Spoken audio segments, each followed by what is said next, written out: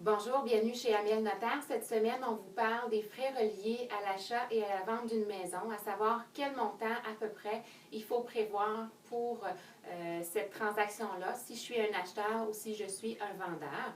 Donc, le premier point, évidemment, c'est l'inspection.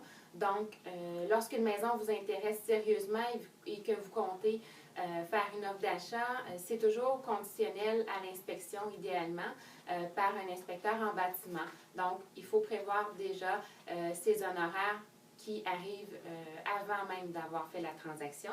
Si le vendeur vous demande un dépôt en garantie, idéalement, on vous suggère de le déposer chez votre notaire en fiducie, donc in trust, plutôt que de remettre l'argent au vendeur directement, ce qui est beaucoup plus risqué.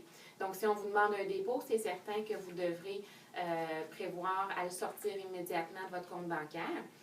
Il y a les frais du notaire, évidemment, autant pour l'acheteur que pour le vendeur, parce que l'acheteur paie pour ses frais et honoraires pour son achat et son hypothèque s'il emprunte. Alors, s'il achète comptant, c'est autre chose. Et le vendeur, lui, s'il a une hypothèque sur sa propriété, doit prévoir des frais de quittance. Ensuite, les frais d'ajustement, donc tout ce qui doit être remis à zéro la date de la transaction, on en tient compte. Donc, les taxes municipales, les taxes scolaires, le réservoir d'huile s'il y en a un, les frais d'un système d'alarme qui serait relié, le chauffe-eau qui pourrait être en location. Donc, on repart le compteur à zéro à cette date-là et on doit faire les ajustements. Et c'est une somme supplémentaire que vous devez apporter chez le notaire, en plus de la mise de fonds et des honoraires, évidemment.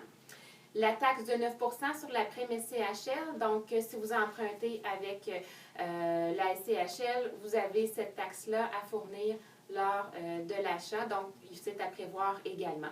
La suite dans une deuxième capsule.